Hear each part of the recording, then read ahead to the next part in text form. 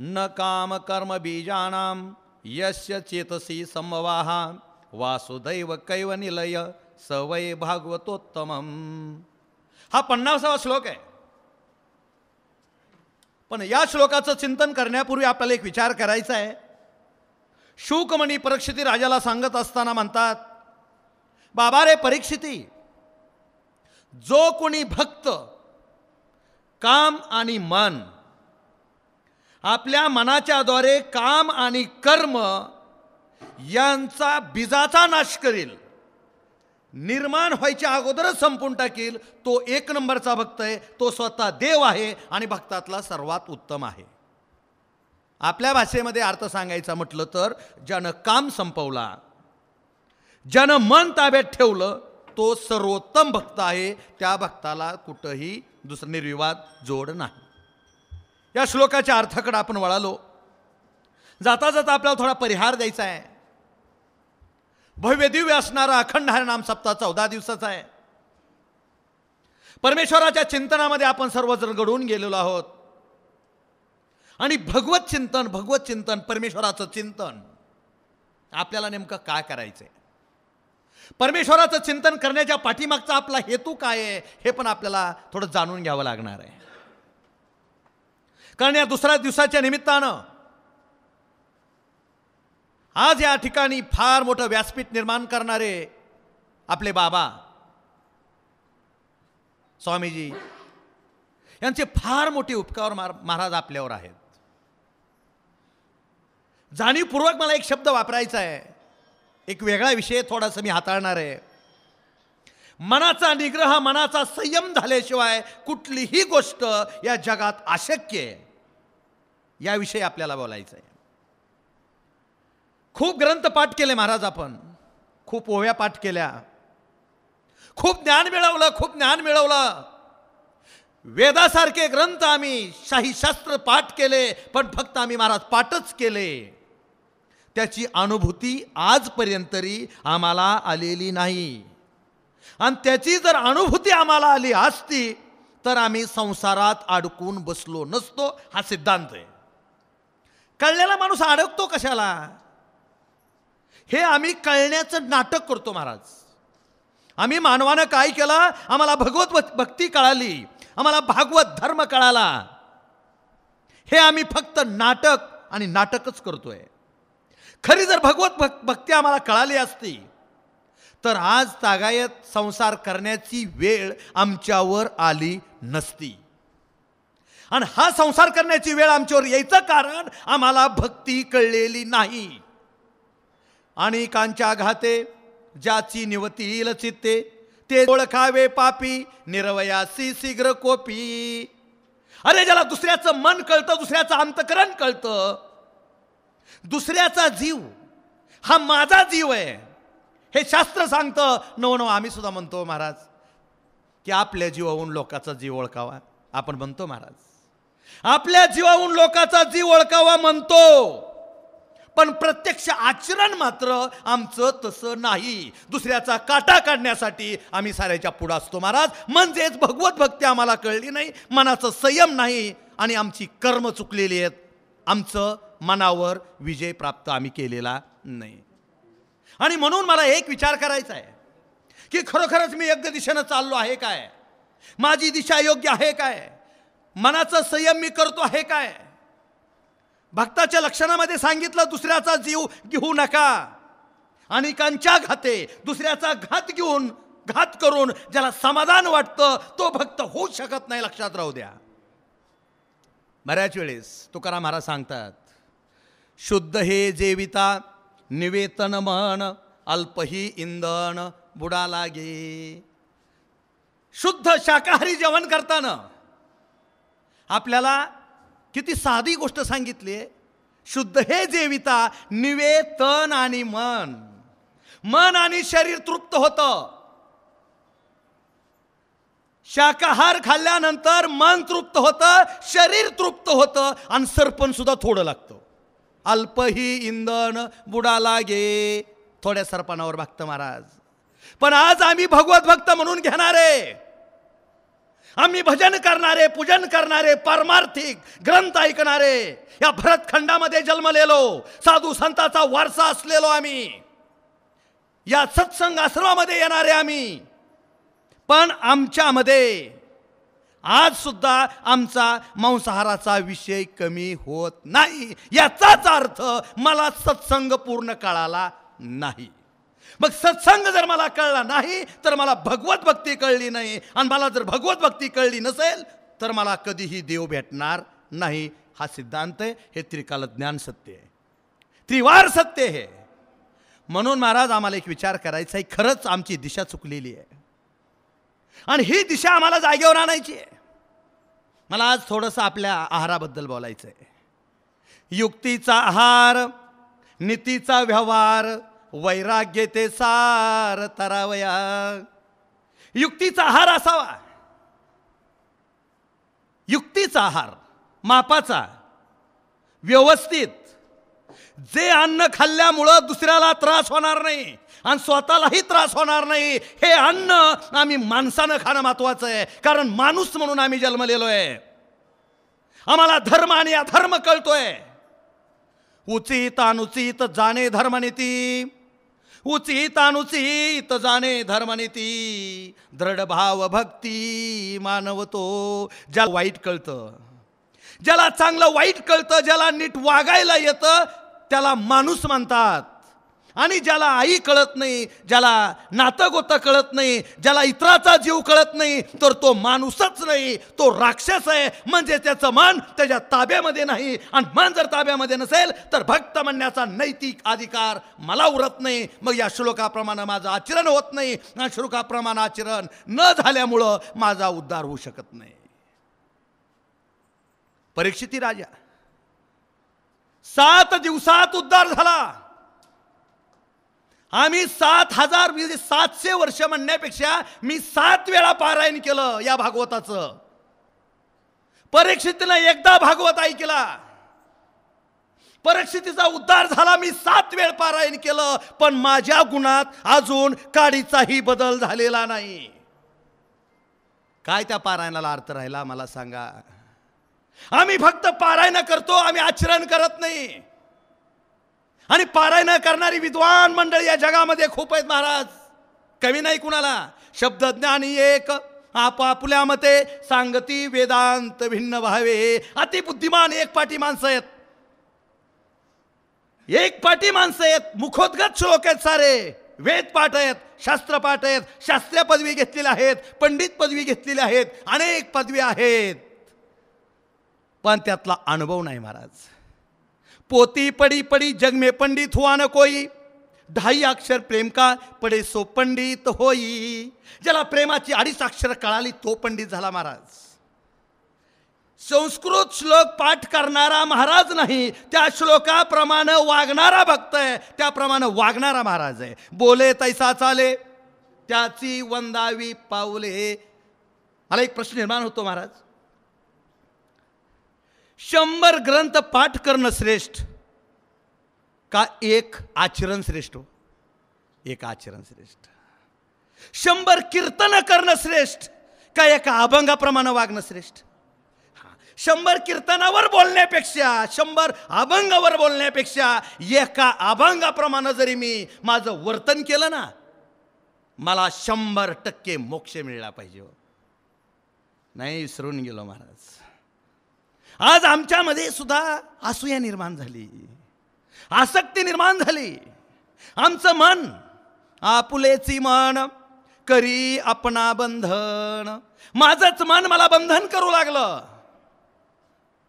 मीच माझा झालो शत्रू, कैसे पुत्रदारा कैसा मित्रू. माझा शत्रू माझी मुलं नाही, माझी बायको नाही, माझा शत्रू मीच झालो महाराज.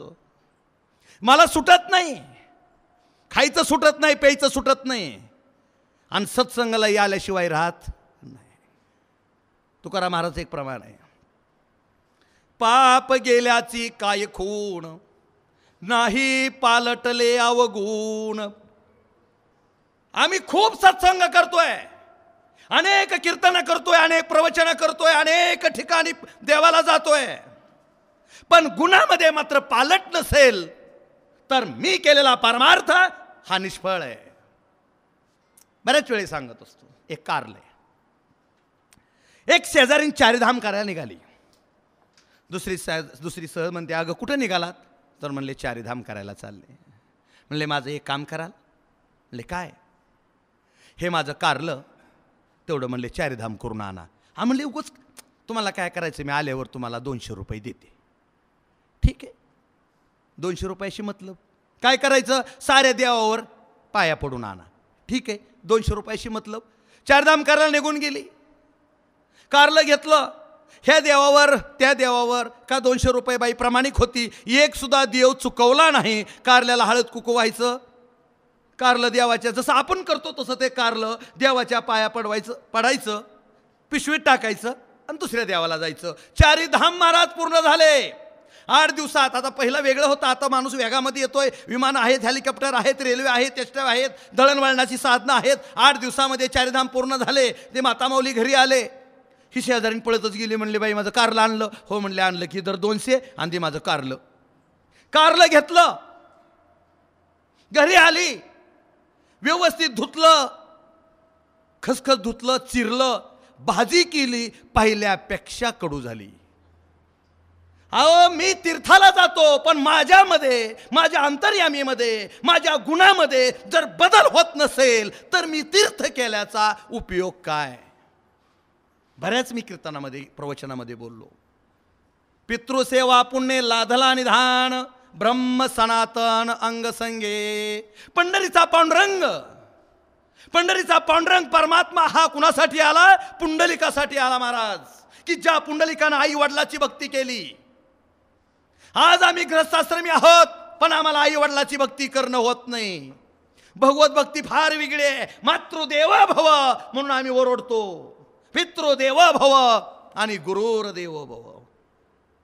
गुरु देव आहेत, आई देव आहे, आमचा बाप देव आहे, पण हे आम्ही मानायला तयार नाही. आणि मानायला तयार नसल्यामुळं आमच्या मनावर संयम राहत नाही. आणि आमच्या मनावर संयम राहत नसेल तर भक्त म्हणण्याच्या योग्यतेचा मी नाही लक्षात राहू द्या. आणि म्हणून मला माझ्यावर थोडा कंट्रोल ठेवायचा आहे. माझ्यावर मला नियंत्रण ठेवायचं आहे. कारण आपुलेची मन मग सांगितलं, आपणासी करी बंधन. माझ्या मनानं माझ्यावर बंधन केलं. खाण्याबद्दल विषय चालला होता मागाशी.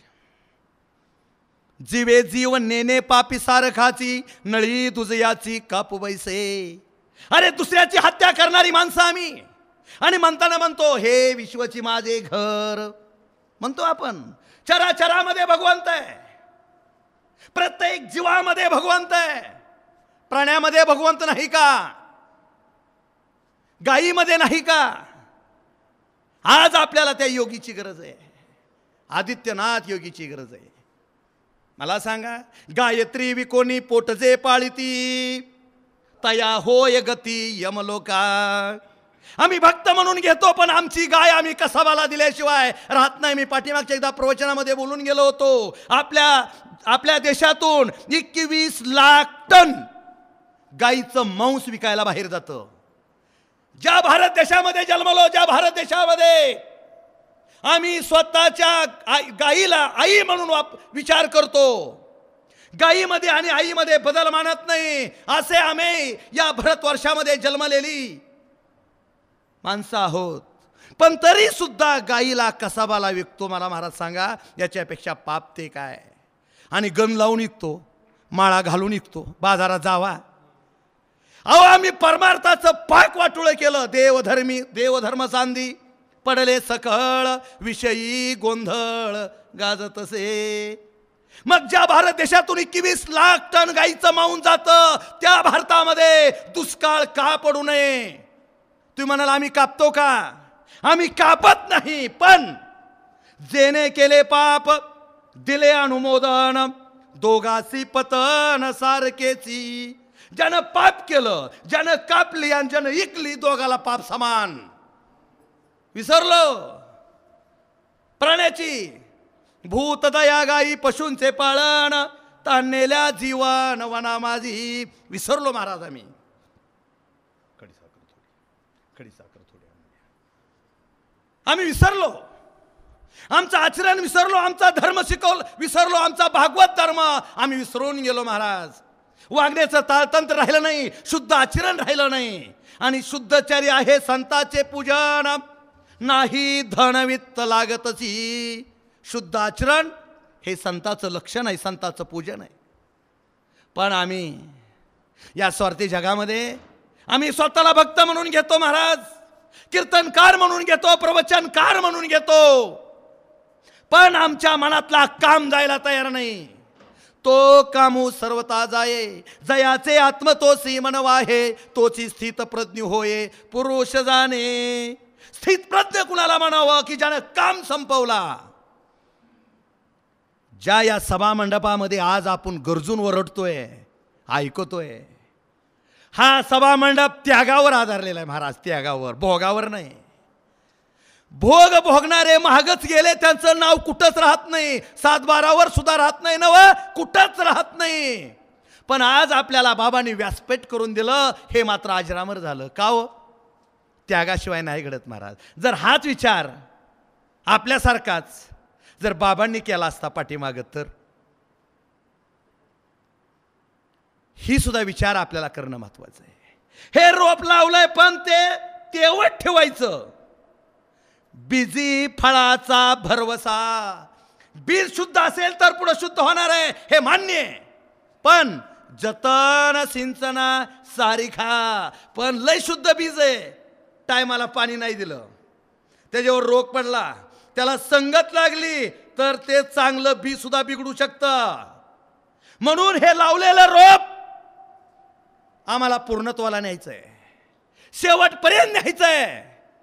आणि पाठीमागं बोललो होतो, हिथं येणाऱ्या प्रत्येक साधकानं एक अशी मनामध्ये विचार खुणगाट बांधायची आहे की मी माझ्या आयुष्यामध्ये चुकीचा पाऊल टाकणार नाही, कारण माझ्या चुकीच्या पाऊलामुळं माझ्या गुरूंना, माझ्या बाबांच्या मनाला नक्कीच वेदना झाल्याशिवाय राहणार नाहीत. आणि जर माझा पाऊल चुकला आणि आपल्या चुकीमुळं जर बाबांच्या मनाला वेदना झाल्या महाराज, तर ते मी पुण्य करत नाही, तर मी पाप करतोय. आणि तो मी भक्त नाही, तर भगवत भक्तीचं लक्षण पण नाही. याचाच अर्थ मी माझ्या मनाप्रमाणे चाललेलो आहे. आणि मनोमार्गे गेला तो तेथे चिमुकला, हरिपाठी स्थिरावला तोची धन्य. महाराज, मनाचा मार्ग नाही चांगला, लय गेली मनाच्या मार्गानं. मगाशी सांगितलं, अहो आपण काय करतो, आपल्यातले हिंदू नेते सुद्धा सांगतात, की बाबा सावरकरानं गाईचं मांस खायला सांगितलं होतं. ह्याच्यापेक्षा या कलियुगात मोठी शोकांतिका कोणतीच नाही महाराज. कुणाला काय म्हणावं? अरे ज्यांना मी माझं म्हणतो, ज्यांना मी हिंदू धर्मीय म्हणतो, तीच माणसं धर्माच्या आचरण करायला तयार नाहीत, धर्मानं वागायला तयार नाहीत. स्वतःच्या स्वार्थासाठी धर्म पायदळी जोडू लागली महाराज. स्वधर्म जो बापा तो नित्य यज्ञ जाणपा, म्हणून ते पापा संचारू नाही. स्वधर्मानं आचरण केलं पाप नाही. गळा स्तनाजेचे देखे जी आले तयाचे, जया स्वधर्मा अनुष्ठान स्वधर्माचे घडेची ना. मला जर माझ्या धर्माचं अनुष्ठान घडत नसेल, तर माझं जीवन शिळीतल्या गळ्यातल्या गलोलाप्रमाणे लक्षात राहू द्या. म्हणजे मी जगलो काय आणि मेलो काय, माझा काहीच अर्थ नाही. म्हणून एक विचार करायचा आहे, बाबा मला धर्माप्रमाणे वागायचं आहे, मला राम राम राम राम चिंतन करायचं आहे. हे चिंतन का करावं महाराज? मला प्रश्न निर्माण होतो, बघा कसं वाटतं. मला चिंतन करायचंय, राम राम म्हणायचंय.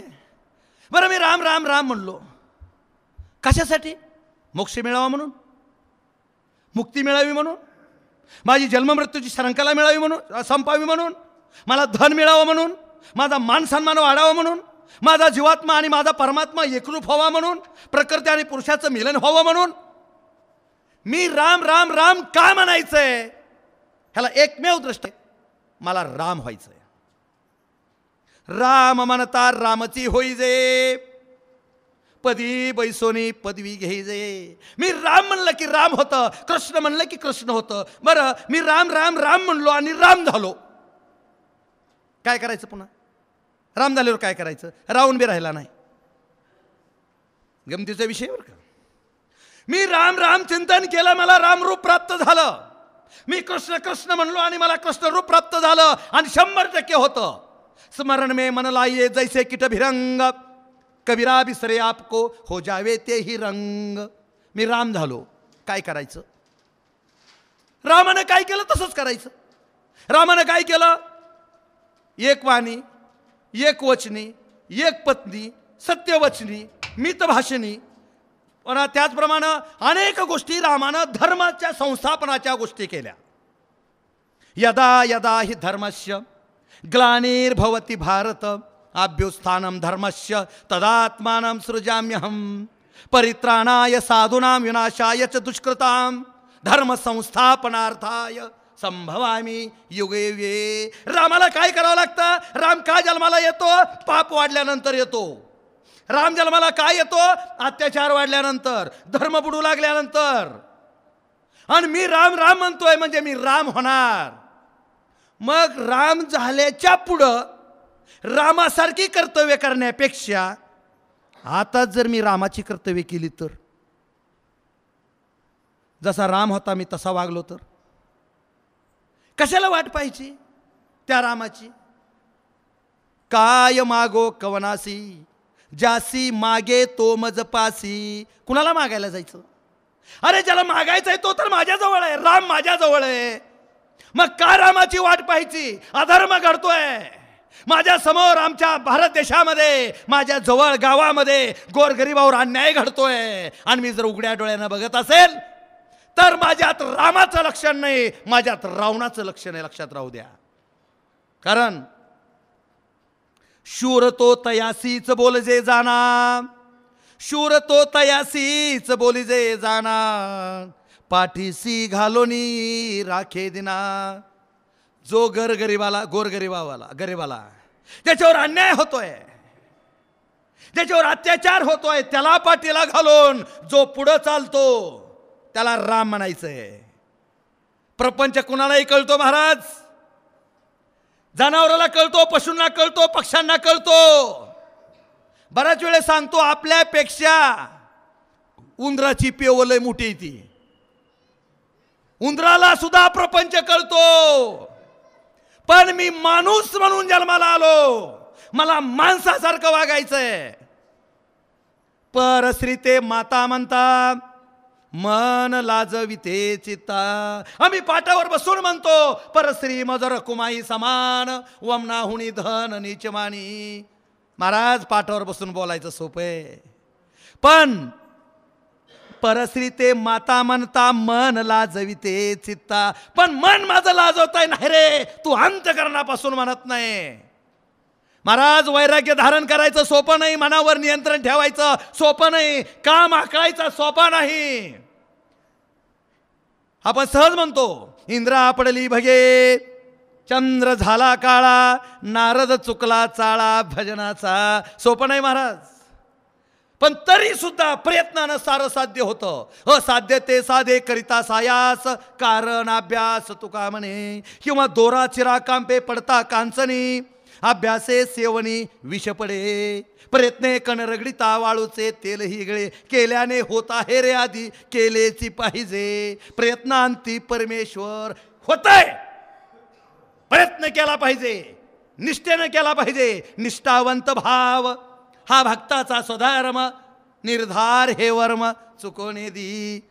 पण महाराज आमच्यामध्ये निष्ठा नाही, प्रेम नाही. आम्ही मांसाहार करणारी माणसं, खाणारी माणसं, पिणारी माणसं, मजा करणारी माणसं, ऐश करणारी माणसं. माणूस म्हणून जन्मलो, माणसाचा गुण राहिला नाही. जे रावणानं केलं, जे कंसानं केलं, जे कौरवाने केलं ते करणारी माणसं आम्ही. आणि हे केल्यामुळं कलियुगामध्ये पुन्हा पाप वाढू लागलं.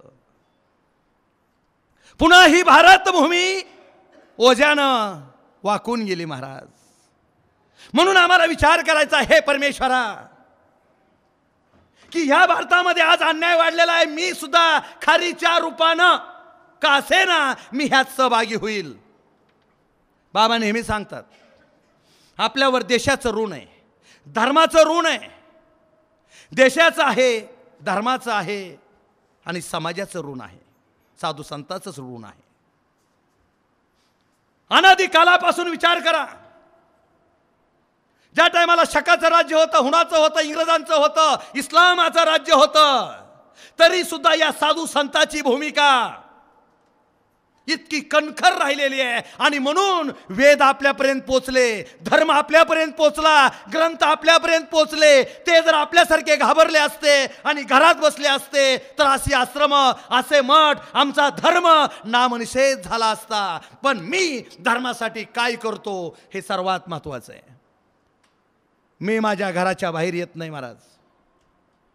माझं घर सोडून दुसऱ्याशी मला देणं घेणं नाही. जगात किती जरी अन्याय माजला तरी सुद्धा मी त्याचा विचार करत नाही. माझ्या देखत एखाद्या आपल्याला त्रास होतोय मी विचार करत नाही. माझ्या देखत एखाद्यावर अन्याय होतो, एखाद्याची हत्या होते, मला त्याच्याशी देणं घेणं नाही. मी माझा दरवाजा लावून बसतो महाराज. आणि हा धर्म नाही, हा धर्म आहे. आणि अधर्म माझ्या डोळ्या देखत घडतोय. मला बाजूला व्हायचंय, मला यातून जायचंय. प्राण्याचा घात करणं हा धर्म आहे, पण तो सुद्धा मी करतोय. तुकाराम महाराज एक प्रमाण आहे. मांस खाता हौस करी, मांस खाता हौस करी, जोडोनी वैरी ठेवियेला, मग कोण करील किव जीवे जीवनेन ती. पहिल्यापासून एक म्हण आली महाराज आपल्याकडं, मार नको रा जनावराला चाबकानं. का? पुढल्या जन्मात आपल्याला बैल व्हावं लागतं आणि ती बैल मालक होतो. खूप वेळेस आपण ऐकलं, शेळीला मार नको, जनावराला मार नको, प्राण्याला मार नको, कुत्र्याला मार नको, मांजराला मार नको. का? आपल्याला तो जन्म मिळतो आणि परत ते माणूस होतात आणि आपला बदला घेतात. ऋण, वैर, हत्या हे न चुके नेदिता. ऋण, हत्या आणि वैर दिल्याशिवाय संपत नाही. मग मी जर एखाद्या प्राण्याचा घात केला, प्राण्याचा घात केला, मांसाहारी माणूस आहे मी समजूया, मी जर एखाद्या प्राण्याचा घात केला तर जोडोनी वैरी ठेवियेला. आताच लक्षात राहू द्या, आमचा एक वैरी आम्ही निर्माण करून ठेवलेला आहे. आज बरं वाटल, कारण गोड लागे न कळे त्या काळी, भेने वनमाळी आठविती. गोड लागतंय, बरं वाटतंय ना, चव आहे. पण ज्या वेळी पुन्हा भोग द्यायची वेळ येईल तेव्हा कळणार आहे, एक नाही, दोन नाही, हजारो शत्रू महाराज आम्ही निर्माण केलेले आहेत. व्यासपीठ आहे तरी मला एक बोलावंसं वाटतं महाराज. आठवड्याला 1 किलो धरा, 15 दिवसाला धरा. आपल्या आयुष्यात किती बळी आपण देतो ह्याचा विचार करा. कमीत कमी 100-200 ट्रक, 2 ट्रक पशूंचे बळी स्वतः मी घेतोय. मग ह्याच्या एवढं तर मोठं पाप नाही. आणि असं काही नाही महाराज. टिश्यू कल्चर, एका केळीच्या पानापासून लाखो दुसऱ्या केळीची रोपं तयार केली जातात. त्याला टिश्यू कल्चर म्हणतात. आपल्या एका मांसाच्या तुकड्यापासून आपल्यासारखी हजारो माणसं तयार करता येतात विज्ञानामध्ये. म्हणजे आपल्या एका तुकड्यामध्ये, मांसाच्या तुकड्यामध्ये लाखो जीव आहेत. त्याला पेशी म्हणतो आपण. लाखो जीव आपल्या एका मांसाच्या तुकड्यामध्ये आहेत. आपण एखाद्या प्राण्याची हत्या करतो, त्याचा प्राण गेला म्हणतो, प्राण गेला. पण प्राणाचे 5 प्रकार आहेत. प्राण, व्यान, उदान, समान आणि अपान. 5 प्रकार आहेत. मेन प्राण निघून गेला, पण इतर प्रत्येक शरीरामध्ये जीवरूपी राहणारा प्राण आहे. प्रत्येक तुकड्यामध्ये, प्रत्येक रोमामध्ये प्राण आहे. मुख्य निघून गेला, पण त्या मांसाच्या तुकड्यामध्ये सुद्धा जीव असतो महाराज. तो घरी आल्यानंतर ज्यावेळी आपण त्याला भाजतो, काय करतो, त्यावेळी त्यातले अंतरात्मे तडफडतात, तळमळतात.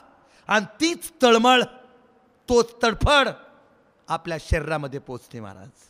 खाल्ल्यावर पुन्हा रका रका करतं, जळाजळा करतं, वाईट वाटायला चालू होतं, 2 दिवस करमत नाही, अवस्था आपण पाहतो.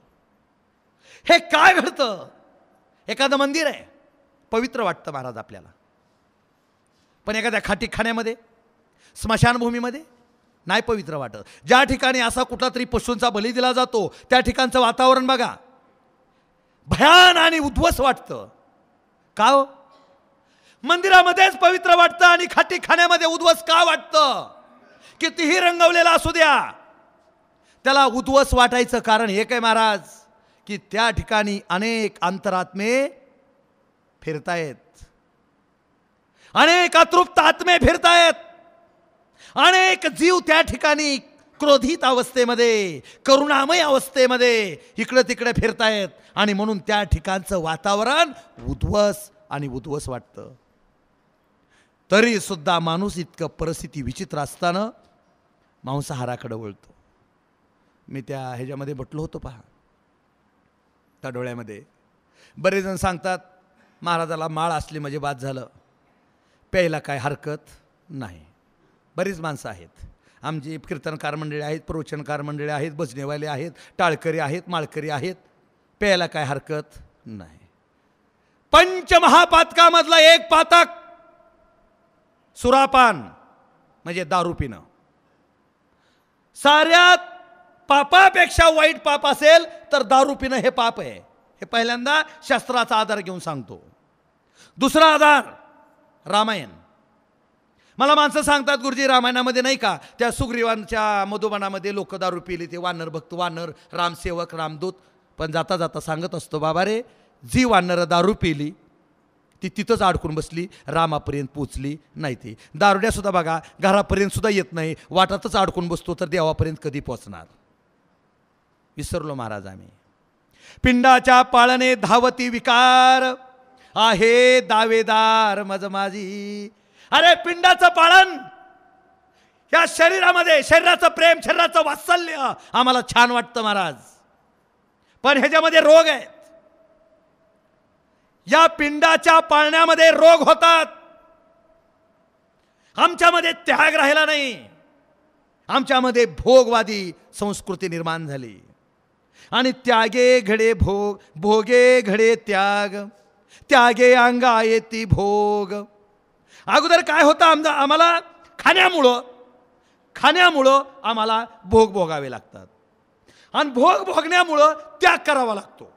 याचा अर्थ असा, आम्हाला गोड खायची सवय म्हणून आम्हाला डायबिटीज होतो आणि डायबिटीज झाल्यावर साखर खायची नाही, हा त्याग आम्हाला करावा लागतो.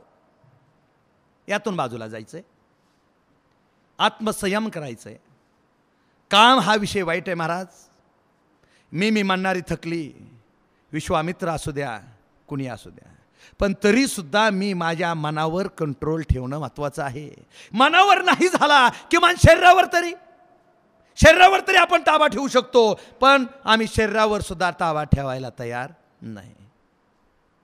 आणि जोपर्यंत आमच्यावर ताबा नाही, आम्हाला आमचं आचरण कळणार नाही, तोपर्यंत आम्ही भक्त नाही आणि आमच्यामध्ये भक्ताची व्याख्या सुद्धा आम्हाला म्हणता येणार नाही. मग 7 दिवस पारायण ऐकेलं, 7 दिवस भागवत ऐकला, परीक्षितीचा उद्धार आहे. राम राम म्हणणाऱ्या शबरीचा उद्धार आहे. कुठपर्यंत त्यांच्या कथा आम्ही ऐकणार? आमचा उद्धार का होऊ शकत नाही? शबरीचंच नाव कुठपर्यंत? तुकाराम महाराज सदैव वैकुंठाला गेले, कुठपर्यंत महाराज आम्ही हेच म्हणणार? लाखो वर्ष म्हणू, पण माझं काय? मी असाच का? इधर ना उधर बीच में आदर, त्या कुपाटीच्या भोपळ्यासारखी अवस्था माझी झालेली आहे. बऱ्याच वेळेस सांगत असतो, एकतर माणसानं हिरवा असावं, एकतर हिरवा असावं, नाहीतर पिकलेलं असावं, पण गाबुळ कवाच असू नये महाराज. कुणाच्याच उपयोगीचं नाही ते.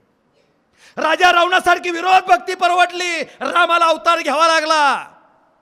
आणि बिभीषणासारखी सख्य भक्ती चांगली की ज्याच्याकडे राम गेला. पण आमची अवस्था काय आहे? आमच्यासाठी देव बी येत नाही, दैत्य बी येत नाही, म्हणजेच आस्था चुकलेलो जीव आहेत. आम्ही असलो काय आणि नसलो काय जगामध्ये काहीच फरक पडत नाही. का तर महाराज आमचं आचरण शुद्ध नाही. परवा दिवशी मी पौर्णिमेच्या कीर्तनाला होतो महाराज. एक नाव घेतल्याचं सामर्थ्य, एक पुण्य महाराजांनी सुंदर सांगितलं. एक नाव घेतलं विष्णू पदापाशी जाऊन पोहोचला, एवढी एका नावाची ताकद आहे. पण एक मात्र मी सांगायचं विसरून गेलो, किंवा एक वर्ष तुम्हाला सांगायची वाटते. एक न कळत घडलेल्या चुकीमुळं नहुस राजा लाखो वर्ष अजगर होऊन पडला होता. देव देतो बी त्याच गतीत, त्याच पटीत, आणि नेतो सुद्धा त्याच पटीत. शिक्षा भी तशीच करतो. हल्ला देताय तो छप्पड फाड़ के देताय, आणि लेताय तो भी छप्पड फाड़ के लेताय. लक्षात राहू द्या. देवाचं घेणं बी मोठं आहे आणि देवाचं देणं सुद्धा मोठं आहे. म्हणून आम्हाला विचार करायचा आहे. त्यागाशिवाय आम्हाला गत्यंतर नाही महाराज.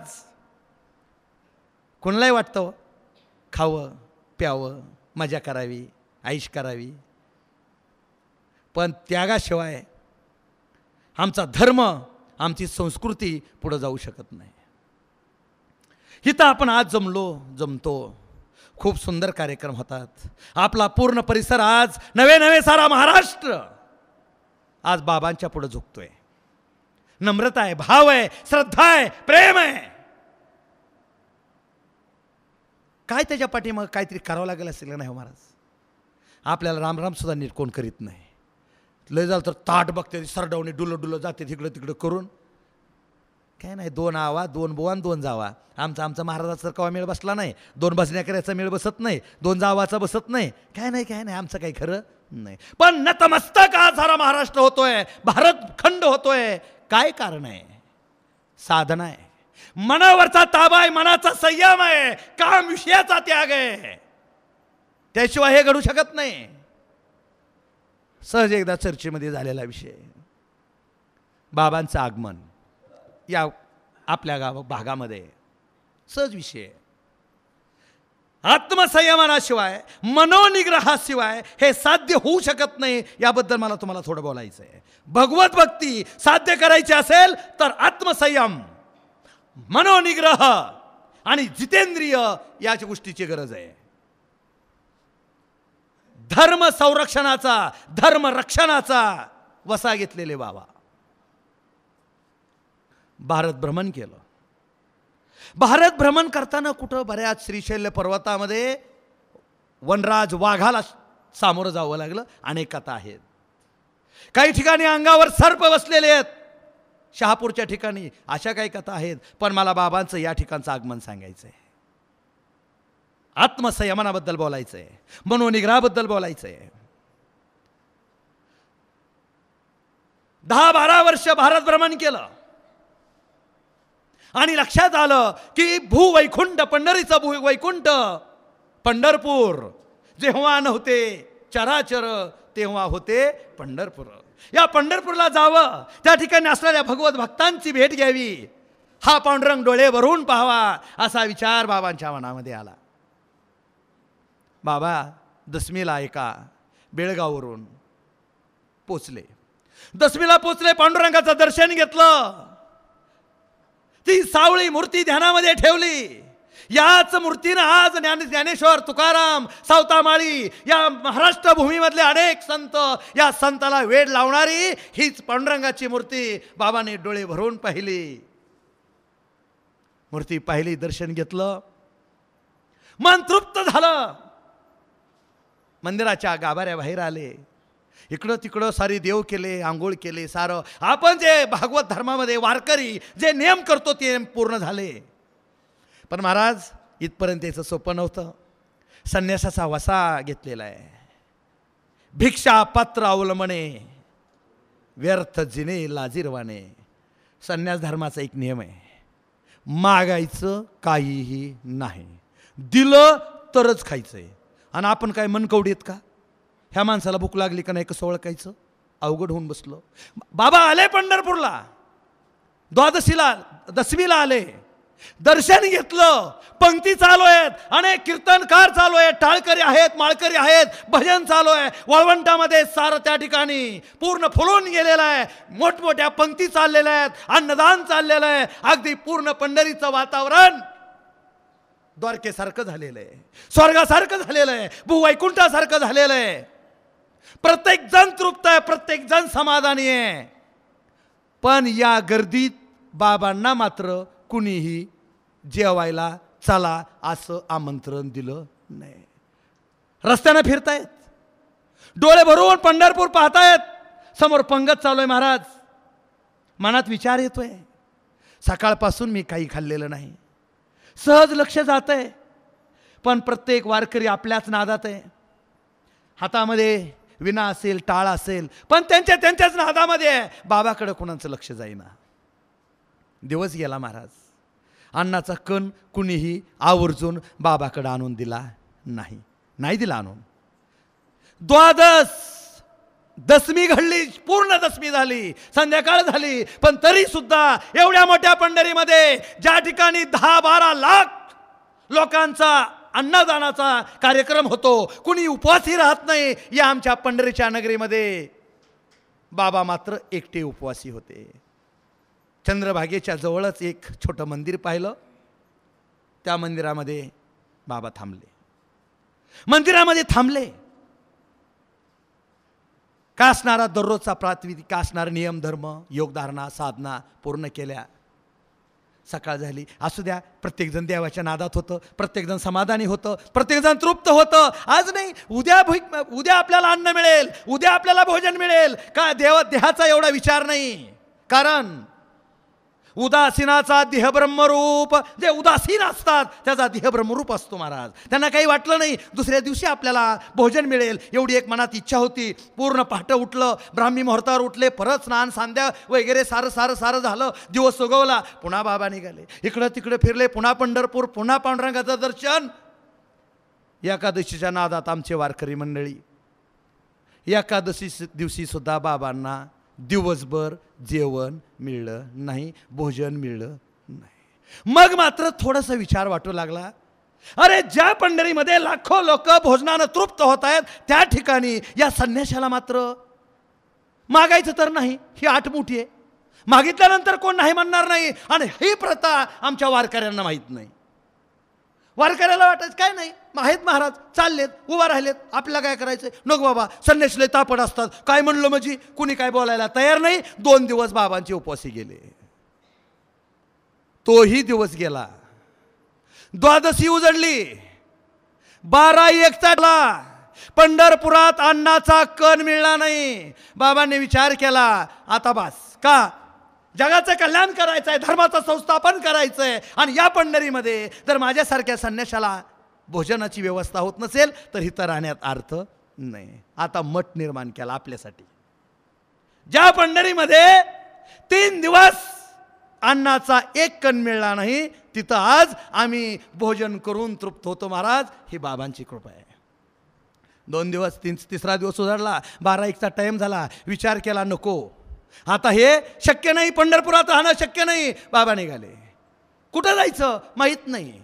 दिशा ठरलेली आहे, ध्येय ठरलेलं आहे, पण ठिकाण ठरलेलं नाही. लक्षात राहू द्या. ध्येय भगवत प्राप्ती, ध्येय आहे जगाच्या कल्याणा संताच्या अवती, ध्येय आहे धर्मप्रसार, ध्येय आहे धर्म संवर्धन. दिशा ठरलेली आहे, ध्येय ठरलेलं आहे, पण ठिकाण नाही. रेल्वे स्टेशनवर आले, जवळ काहीच नव्हतं. 1-2-4 आणे जमलेले होते. कधीच त्यांनी फुकट प्रवास केला नाही. काय काय महाराज असतात बघा, झेंडा पताका निघाला पंढरपूर, कुठंही तिकीट काढीत नाही ती काय, पण त्या स्वभावाचे बाबा नव्हते. जेवढे आपल्याजवळ पैसे, एक रेल्वे नद्रापल्ली स्टँडवर रेल्वेमध्ये बसले, रेल्वे कंडक्टर ते असणारे, ते कोणचे तिकीट देणारे आहेत, त्यांना त्या पैशाचं तिकीट काढलं आणि म्हणले कुठं जायचं आहे, जेवढं पैसे माझ्याजवळ आहेत तिथपर्यंत जायचं आहे. योगायोगानं त्या रेल्वेचं तोंड इकडं होतं, आपल्या कुर्डवाडीकडं. माहीत नव्हतं कुठं जायचंय, फक्त रेल्वेत बसले, तेवढंच तिकीट काढलं आणि कुर्डवाडीमध्ये महाराज उतरले. तिसरा पारचा टाईम आला होता. 3 दिवस पोटात अन्नाचा कण नव्हता, काकेमध्ये झोळी अडकलेली होती, एका हातामध्ये कमंडलू होता, आपलं हातारण्यासाठी फक्त एक गोनपाट पोताडं होतं, त्याची निळवटी करून पिळवटी करून काकेमध्ये अडकवलेली होती. कमंडलू मात्र पाण्यानं भरलेला होता. ज्यावेळी भूक लागेल त्यावेळी त्यातलं 2 घोट पाणी प्यायचं, भूक पाण्यावर शांत करायची. आणि बाबा उतरले, इकडं तिकडं पाहिलं, सहज कुणीतरी म्हटलं, त्यांच्या कानावर आलेलं होतं की भगवंताची बारशी, भगवंत ज्यामुळं देवाला अंबरशीसाठी जन्मसोसी येले त्या भगवंताची बारशी विचार केला आणि सहज विचारलं, म्हणले महाराज पैसे तर संपले होते, इष्टी रेल्वे बार्शीपर्यंत जाऊ शकत होती, पण नाही, फुकट काय करायचं नाही. उतरलेले होते, विचारलं, म्हणले बार्शी कुठं आली, तर म्हणले अमुक रस्ता सांगितला, ह्या रस्त्यानं जावा. रेल्वे स्टेशनवर निघाले, समोर एक नागा साधू बसलेला होता. नागा साधू जटा वाढवणारे, क्रोधिष्ट असतात. त्यांच्याजवळ एक माकड होतं.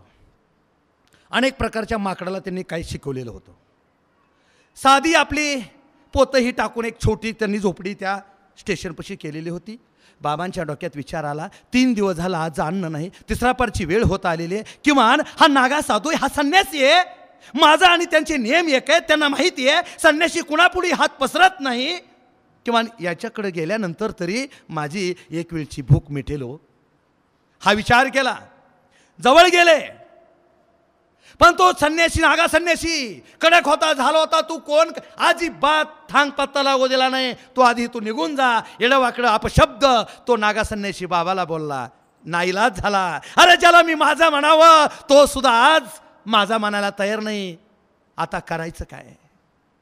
निर्धार पक्का होता, मनाचा संयम होता, ध्येय ठरलेलं होतं. निघाले, चिंखीलच्या जवळ आले, चिंचगावच्या जवळ आले. एक मोठ माणूस मोठ हाकत होता, पाणी चालू होतं, भूक कडकडून लागलेली होती.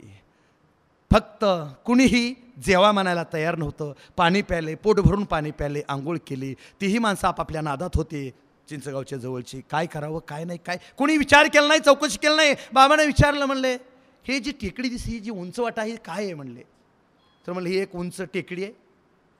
म्हणले काय आहे तिथं? एक छोटं शिवमंदिर आहे. छोटं आहे म्हणले, आणि त्या शिवमंदिर त्या ठिकाणी आहे, त्या ठिकाणी तुम्ही काय करा? तर म्हणले काहीच नाही. बरं ठीक आहे. बाबा निघाले. निघाल्यानंतर या शिवमंदिरामध्ये विचार केला, मी 3 दिवस उपवासी आहे, त्याचा विचार न करता फक्त एकच ध्यास आहे, या टेकडीच्या ठिकाणी एक शिवमंदिर आहे, छोटं आहे, या मंदिरावर मला जायचं आहे, त्या ठिकाणी दर्शन घ्यायचं आहे, हा एकच उद्देश मनामध्ये आहे. मी किती दिवसाचा उपासी आहे याचं देणं घेणं नाही, मला त्या माणसानं दिलं का नाही ह्याच्याशी मला देणं घेणं नाही, फक्त एकच देह, मला जायचं आहे, मला मार्गक्रमण करायचं आहे, मला धर्माचं संस्थापन करायचं आहे, मला धर्म वाढवायचा आहे. आत्मसंयम. पोचले महाराज, इथं पोचले. छोटं मंदिर, 2-3 माणसं बसतील एवढंच होतं. 2-3 माणसं बसतील एवढंच हे मंदिर. समोर पत्र्याचं शेड मारलेलं, आणि दुर्दैव या मंदिराचं, त्या पत्र्याच्या शेडमध्ये 2-3 दगडाच्या चुली, आणि त्या शेडमध्ये अंड्याची टरपालं पसरलेली होती. ती स्वतः बाबांना काढावी लागली. आज आम्ही या मंडपामध्ये बसलोय, आज ही मोक्षपुरी आमच्यासाठी झालेली आहे, पण या मोक्षपुरी करण्याच्या पाठीमागचा त्याग, मनाचा संयम, याबद्दल मला बोलायचं आहे. या ठिकाणी आले, वेळ 10 मिनिटं 5 मिनिटं राहिलं आहे. मी मगाशीच लक्ष द्यायला पाहिजे होतं, मी थोडक्यात सांगितलं असतं. असो, या ठिकाणी आले, परिसर स्वच्छ केला. वाटलं देवा मी या ठिकाणी आलो, मंदिर आहे, कोणतरी एखादा पुजारी संध्याकाळी येईल, वात लावायला तर येईल, आणि मग मला विचारेल महाराज कुठून आलात काय, मग मी सांगेल बाबा मला भूक लागले, किंवा मला जेवायला चला म्हणेल, ही एक मनामध्ये अपेक्षा आहे. महाराज थांबलेली आहेत. दिवस गेला, जागा स्वच्छ केली, संध्याकाळी कुणी आलं नाही, गोनपाट पोतं टाकलं, झोपले. 3 दिवस संपले, 4था दिवस संपला, 5वा दिवस उजाडला, अन्नात पोटात अन्नाचा कण नाही. 5व्या दिवशी मात्र धीर थोडा खचला. देवा माझी परीक्षा घेऊ लागला रे तू, मला इथून पुढं थोडंसं जावंच लागेल. जगण्यासाठी अन्नमय प्राण आहे, अन्नाची गरज आहे आणि मला वाटत नाही तो कोणी येईल. मग आता आजच्या दिवस थांबायचं, 5व्या दिवशी जायचं निर्णय मनामध्ये झाला. 5वा दिवस मावळला, ठरवलं उद्या सकाळी निघायचं आणि काय असेल ते पुढच्या मार्गक्रमाला लागायचं. 5व्या दिवशी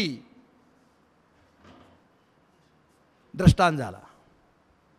एक त्रिशूलधारी, जटा वाढवलेला, भस्म अंगाला लावलेलं, पायामध्ये खडावा, गजचर्म पांघरलेला, व्याघ्रांबर नेसलेला असा एक पुरुष, देदीप्यमान दिव्य पुरुष बाबा झोपल्यानंतर आला. छातीवर त्रिशूल ठेवलं. काय विचार आहे, कुठं जाणार आहे सुद्या? बाबा शांत झाले. कोण, कसं, दृष्टांत बी कळाना, खरं बी कळाना, झोप बी कळाना. हात जोडले मी, असा असा अमुक अमुक आहे, हिथून हालायचं नाही, गेलास तर याद राख. पटकीनं बाबा उठून बसले. कोणच नाही समोर. खरं काय, दृष्टांत झाला. पण मनामध्ये विचार केला, 5वा दिवस तर रात्र गेली, पण खरं काय, हा माझा भास असेल का, का मला दृष्टांत झाला असेल? हा संकल्प, हा विचार मनामध्ये आला. बघूया 6व्या दिवशी काय होतंय बघू, आणि पुन्हा बार्शीलाकडे जाऊ किंवा पुढच्या तीर्थाटनाला जाऊ, विचार केला. 6व्या दिवशी सुद्धा तोच दृष्टांत, हितच थांब, माझा उद्धार कर. मला दुर्लक्षित झालेलो आहे. प्रत्यक्ष शंकर महादेव दृष्टांच्या रूपानं बाबाला सांगितले आणि बाबानं मनामध्ये ठरवलं, देवा आता या ठिकाणी माझी प्राण ज्योत मालवली तरी चालेल, मला अन्नाचा कण नाही मिळाला तरी चालेल, पण हिथून मी आता हलणार नाही. दृढ संकल्प केला, निर्णय घेतला आणि शांत राहिले. 9व्या दिवशी खाली जायचे, आंघोळ करायचे, कमळदून पाणी आणायचे, हिथं झोपायचे. 9वा दिवस उजळला, अन्नाचा कण नव्हता. 9व्या दिवशी चिंचगावचा एक माणूस इकडल्या शेतामध्ये गेलेला होता. इथून चालला, महाराजांना दिसले, लक्षात आलं, आता मी लांबवणार नाही, 1-2 मिनिटामध्ये संपवणार आहे. लक्षात आलं, हिंदी बोला येत नव्हती त्यांना. खुणानं कुठलेत काय, बाबांना त्याची भाषा कळली नाही, त्यांना बाबाची कळली नाही. त्यानं एक खून केली, जेवायचं का, हातानं खून केली, तेवढीच लक्षात आली. म्हणले काय हरकत नाही, अगदी स्वर्ग ठेंगणा वाटू लागला. 9 दिवसाचा उपवास होता आणि 9व्या दिवशी एक जण आज मला विचारतोय भोजन पाहिजे का. आनंद झाला, आनंद झाला. आणि बाबा निघाले, चिंचगावला गेले. स्वयंपाक करायचा ठरला. त्याची माता माऊली ते स्वयंपाक करू लागली, पण घरामध्ये शेळ्या खूप बांधलेल्या. मुलगा शेळ्या घेऊन आला, दिवस मावळता, शेळ्या 3 नजर पडल्या. मनामध्ये विकल्प आला, बऱ्याच गोष्टी आल्या, नको आपण कोरडा शिदा खाऊ. बाबाने सांगितलं, मला तुमचं काही जेवण नको, मला कोरडा शिदा द्या. त्यांनी सांगितलं, शेंगा दिल्या तरी चालतील का? हो, दिल्या तरी चालतील. त्यांनी सांगितलं, एक पाठीवर शेंगा आणल्या, सर्वांनी मिळून फोडल्या, शेंगदाणे बनवले, भाजले, बाबा जवळ दिले. 2 किलो 1.5-2 किलो शेंगदाणे असतील. बाबा मठावर आले. दररोज एकच मूठ शेंगदाणं खायचं का, पुढं चालून कोण मिळेल सांगता येत नाही. 9व्या दिवशी एक शेंगदाणा खायला मिळेला आहे. 1 मूठ शेंगदाणे 9व्या दिवशी मिळलेले आहेत आणि पुन्हा कधी मिळतील सांगता येत नव्हतं. दररोज एक मूठ करून बाबांनी शेंगदाणं खायला सुरुवात केली. 1च मूठ, 1.5 किलो शेंगदाणं. महाराज 21 दिवस बाबा तेवढ्या शेंगदाण्यावर होतं. आज आम्ही टचून खातो, पोळतो, तरी सुद्धा भक्ती महाराज आम्हाला होत नाही. आम्हाला धर्म कळत नाही, आम्हाला आचरण कळत नाही, आम्हाला आमची वागणूक कळत नाही, भागवत धर्म कळत नाही. अरे आम्ही महाराज म्हणणारे आज आम्ही सर्वस्व संपलो. आमच्यामध्ये ती योग्यता राहिली नाही, तो त्याग राहिला नाही. आणि या त्यागावर आधारलेलं हे आमचं मंदिर आहे. त्यागावर आधारलेला हा सत्संग आहे. अनेक बरेच प्रसंग बाबाच्या जीवनामध्ये घडलेले आहेत. काम नावाविषयी सुद्धा घडलेले आहेत. इथपर्यंत येणं सोपं नव्हतं. आपण आलोत, आपल्याला सत्संग मिळालेला आहे. आणि फक्त आज आम्हाला एक संकल्प करायचा आहे.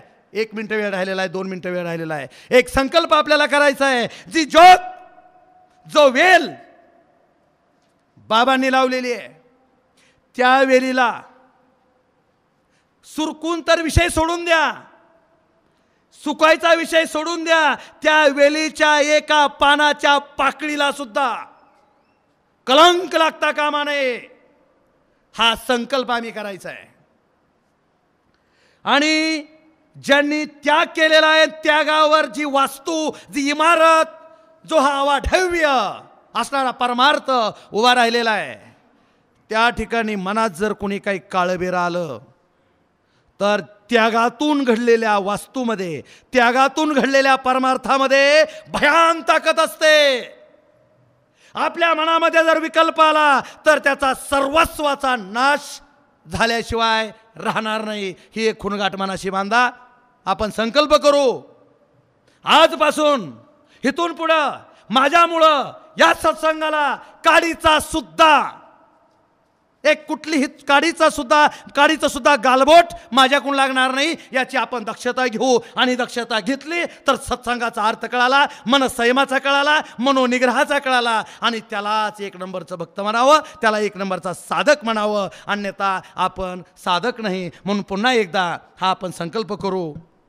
आज आपल्यासमोर बाबांच्या कृपेनं सहज या मनसंयमावर बोलून गेलो. बोलता बोलता बाबाबद्दलही महाराज बोलून गेलो. चुकलं असेल. फक्त एक प्रेम होतं. फार त्यागावर आधारलेली ही इमारत आहे. आणि यात जर आपण चूक केली तर मला वाटत नाही परमेश्वर आपल्याला माफ करत. फक्त एवढाच एक संदेश या ठिकाणी बाबांच्या कृपेने दिला. झालेली सेवा बाबांच्या चरणी अर्पण करतो आणि सेवेला पूर्णविराम देतो. पुंडली कवरदे श्री ज्ञानदेव तुकारा आता विश्वात्मके देवे येणे वाग्यज्ञ तोषावे तोषो निमज द्यावे पसा जे खळांचे व्यंकटी सांडो तया सत्कर्मी रतीवा भूता परस्परे पडो मैत्र जीवन दुरितांचे तिमिर जाव विश्व सुधर्म सूर्यपाव जो जे वांचेल तो तेला हो प्राणी जा वर्षत सकळ मंगळी ईश्वर निष्ठांची मांद्य अनवरत भूमंडळी भेट चला कल्पतरूंचे आरव चेतना चिंतामणी चेत भोलते जे अर्णव पियुषांचे चंद्रमे जे लांछन मार्तंड जे ताप ते सर्वाई सदा सज्जन सूर्य किंबोना सर्वसुखी पूर्ण होवणी तिनी लोक आदि पुरुषी अखंडित आणि ग्रंथोपजीवे विशेष लोके दृष्टा दृष्ट विजय हो एतमनी श्री विश्वेश्वरावो हा होईल दानपस येणे वरे ज्ञानदेवो सुखिया झाला येणे वरे ज्ञानदेवो सुखिया झाला विठ्ठल विठ्ठल विठ्ठल. पंचमूर्ती प्राण प्रतिष्ठा सोहळ्याच्या 12व्या वर्धापन दिनानिमित्त आज दुसऱ्या दिवसाची प्रवचन सेवा हरिभक्तीपरायण दासगुरुजी यांनी नकाम कर्म बीजानाम यश चेतशी संभवाः वासुदेव कनिलया सवे भागवत उत्तमाः दुसऱ्या अध्यायातील 50व्या श्लोकावरती श्री एकनाथी भागवताच्या सुंदर अशा पद्धतीचं सूत्रबद्ध निरूपण केलेलं आहे. धर्म काय असतो, परमार्थ काय असतो, त्याग काय असतं, वैराग्य काय असतं, हे जीवनामध्ये उतरवल्याशिवाय, कारण कृती अनुभवात उतरवल्याशिवाय महाराज फळापर्यंत पोहोचू शकत नाही जीवन. त्यामुळं महाराज भक्तिप्रेमाविन ज्ञान नको देवा. तर ज्ञान टिकवण्यासाठी वैराग्याची आवश्यकता असते, तेगाची आवश्यकता असते. सुंदर अशा पद्धतीचे त्यांनी निरूपण केलेलं आहे. या सेवेतून उतराई होण्यासाठी आश्रमाच्या वतीनं कृतज्ञता व्यक्त करतो.